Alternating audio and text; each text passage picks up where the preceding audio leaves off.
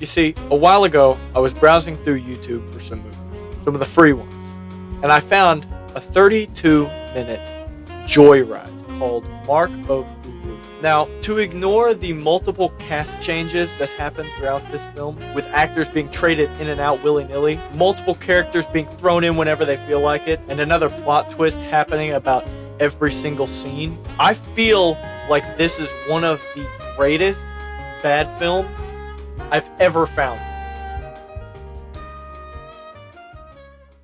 See, we start with a quick run through of our characters. Yes, there is a giant anthropomorphic jaguar for the furries out there, and we start to get a sense of what this movie is about to be all about, which is, I have absolutely no idea, and I've seen the movie about 3 times in the process of making this video.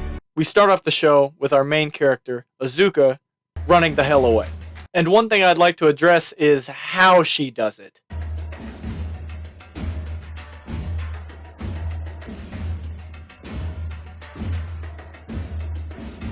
And after a while, we find the reason she is running in such an odd animation. The villagers, who hate her because of the mark on her hand, which spells death for their village. Eventually, she's cornered and faced with an ultimate decision.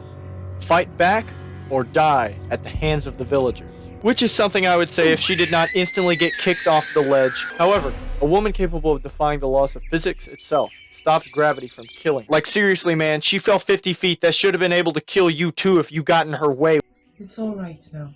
I will not let them hurt you. Oh yeah, also, did I mention this audio is worse than my webcam? Little coronavirus-looking girl got saved from a 50-foot drop. We soon find that in the time it took Azuka to shake her head yes, all the villagers have already gotten down and are ready to brawl. We have a quick heartwarming scene where the still unknown woman asserts that no harm shall come to Azuka while she is around. And damn, she wasn't kidding either. I mean, look at this. I don't even think that's physically possible. With a pog from the commanding chief, it's apparent that they need to think up a new battle plan. But not before he can say the stupidest shit I've ever heard. What are you waiting for? She's just a woman.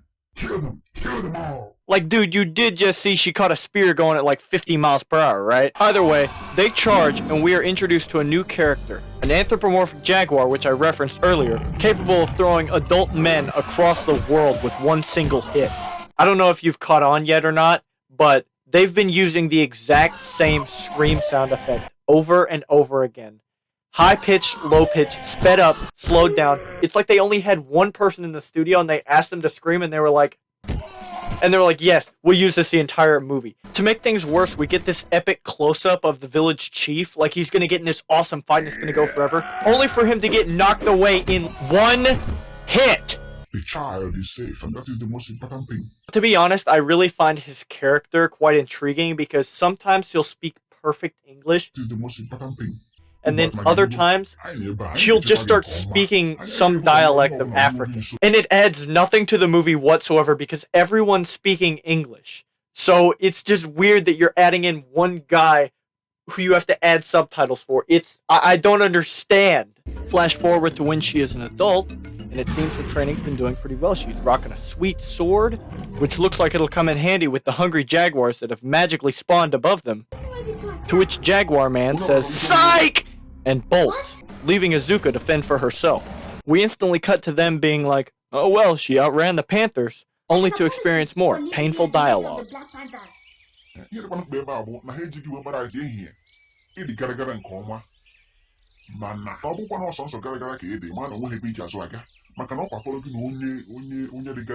What the heck? That sounds like Google Translate reading one of my English essays. We progress into some weird mommy and daddy fighting stuff, where the jaguar decides it's okay to cut down a tree as part of her training, only for the mommy figure to jump in and tackle her. What happened to your legs? You don't know how to run. Like, dude, what are you talking about? Just a second ago, he said he was going to cut down the tree, and she agreed that she was going to catch it. But hey, at least she asked the question we've all been saying since the beginning of this movie. Do you enjoy confusing me? I really have cut out a lot of that scene just to save you all. But seriously, they just repeat the exact same thing over and over again. They just rehash everything they've said before, but the way it ends perfectly summarizes it all. What a ridiculous. Your existence depends on it.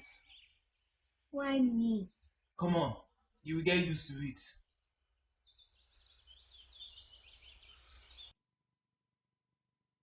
As of seeing that scene almost 7 times, I still cannot make heads or tails of what they're trying to do. Are they trying to make like a motherly bond? Or are they trying to express that now they're a full team and they weren't before? Or now she's coming to like the idea that she is important? It makes no sense. It will go from angry to happy. That night when they're having dinner, there's another really badly placed joke where Azuka says, I'm so hungry I could eat a cow. only to have a normal portion put in front of her, and she's just like, Who's going to eat all that? I thought you wanted to eat a cow. not a single person in the theater is laughing. She asked for food, and she's got a normal amount of food for 3 people, including the lion who has just like walked off somewhere. Also, yeah, this eating scene has absolutely no sound. It's just crickets while they're eating for like a minute.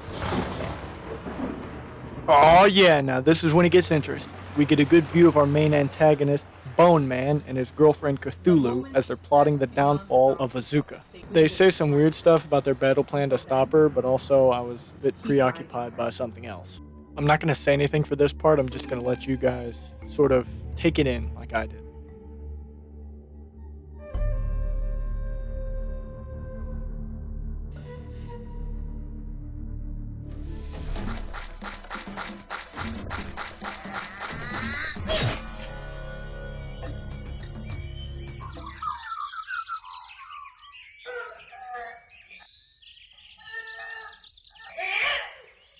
Yep, sort of like this shirt change that completely wasn't needed. I'm not going to hit too hard on that scene. I mean, we all get it. With another janky animation, we understand. She's training and she's trying to get better at sword fighting. But what comes up next is appalling. Ow! Oh shit, man, you done hit yourself a bit too hard. Now the Lord's here to take you away. Nope, it's actually just some random butterfly dude that has never been shown before in this entire show and serves no purpose. So she just starts following him. She finally manages to catch up with him, and I'm confused, to say the least. Like, why not just introduce the Bone Man? Why would he need to disguise himself as a butterfly? Just make him come out of the woods and attack her. That entire chase scene was completely useless. We get this Matrix slow-mo moment, which I honestly thought was pretty cool. Only to have all that respect lost when they have another cringe dialogue scene. I'm here to take you to the Empress of the Sea. Tell the Empress of the Sea to come and see me. You do not understand. I'm here to take you to the Empress of the Sea, dead or alive. Come and get me. Now, I would honestly be impressed by the fact a real fight is about to go down, but this happened.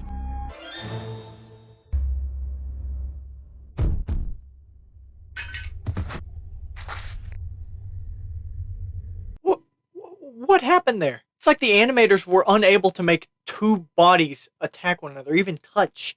We get so close to a real fight happening, and it's just, psych. The dust got you. But not before random mommy figure number 1 steps in. She gives him the Matrix leg sweep of death, and pins him on the ground twice, with the same music playing each time. This is another scene I don't have much to say about, but I really think you should just experience.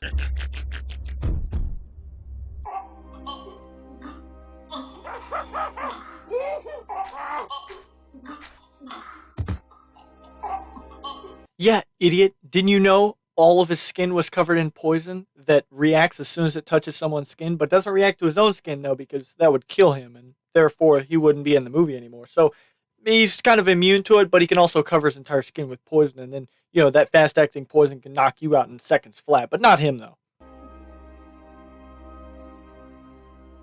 Oh god, I don't know what I was expecting, but it wasn't this. My body is laced with poison. As it should be. He starts going for it, but oh no, mommy figure number 2 has stepped into the fray. Surprisingly, his poison doesn't work because she's got painted legs. He realizes he's been bested and does the only honorable thing, ask for his girlfriend. This is another one of those I'm confused moments because just as quickly as she was brought up, she is instantly put back down because she's saved by Jaguar Man, who went missing for over half the movie. He just dipped. And then we finally reach it. The funniest part of this entire movie. Did I ask for your help? This is embarrassing. Put me down. Yeah, you. I don't know if it's ironically done or by mishap, but it's stuff like this that makes this one of the best bad movies. Because it'll just be silence after he drops her. Like they're waiting for the audience to laugh, but there's no laugh. It's just silence. And then we just go on to the next scene like nothing happened at all. Pretty straightforward from here. He throws himself at her. She transforms. They brawl. He wins. And it's over. In order to save his girlfriend Cthulhu, he makes the ultimate sacrifice and returns the girls to normal. Squid Woman tries to give him one last threat, but he absolutely shoots her down, puts her in her place. Oh my god, look at that face. That's like watching a bag of kittens get run over. After having fought for their lives, it's only right that they should open up the next scene with some Boner Jams type music, playing over top of a good Bob Ross painting. We learn that Azuka is a tracking beast, and that she heard the newfound mommy figure about 30 meters away from her in the middle of a loud forest. You are good. Hell, even she's surprised. But then someone explained to me why a few seconds later, the other woman is a tracking beast and Azuka sucks ass at it. I know when I'm not alone. You are not alone. I am here with you. No, somebody's watching. What? I don't think so. I will take care of it. A new enemy joins. Let's just call her Snake Woman for right now. And they prepare to attack. Snake Woman goes for a cheap shot by throwing a giant snake, but it doesn't work. However, Snake Woman tries throwing a cheap shot with a giant snake, and it works. See what I did there, huh? Yeah. Because the writing sucks. And I have no idea what is happening at any time. Oh, good lord. Okay, we add another character. His name is Pinocchio, I guess. And, whatever this is. We learned that the two had a history together before their village was burnt down. But I guess that history doesn't matter anymore. Oh yeah, another thing I forgot to mention. In their flashback, the little kid ends up sacrificing himself to save Azuka. I'm flabbergasted by what takes place. All he does is just stand next to the guy and he just screams in agony. The kid starts to sound a little bit like Christopher Walken and Bane, if they had a kid. I'm here to take away your pain, your agony, your discomfort. What are you doing? I'm here to set you free from the curse of Uru. Uru, Extra, I don't understand what you are saying. With all that audio distortion, I don't think anyone can. He goes for the kill, and when it doesn't work, he does the funniest shit ever. I cannot raise my hands against a woman. It is against my principles. Forget about your principles, because right now I'm your worst nightmare.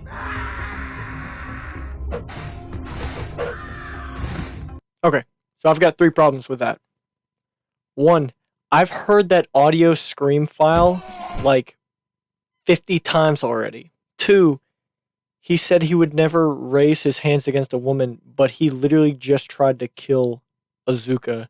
And 3, he proceeded to abandon those morals immediately and try and beat up the other woman. Okay, so this is arguably the stupidest part of the movie, because the woman tries to kill Pinocchio, Azuka saves Pinocchio, Pinocchio tries to kill Azuka, and then Pinocchio is just shot with an arrow directly in the head, ending that entire kill triangle I want nothing to be a part of. Our savior, who is yet again another random character being thrown in willy-nilly, is immediately threatened with death by Azuka. Painted Foot Lady tries to jump into the mix and talk some sense into her, but she is also threatened with death by Azuka. Original mother figure number 1 steps into the mix, and guess what she's met with? I want to kill you. So I guess you can fill in the blanks what happens next. Azuka turned into a sort of like Sith Lord, and they all have to fight her now, which is really unexpected. It's a good plot twist. I didn't expect it in the movie. Or is it?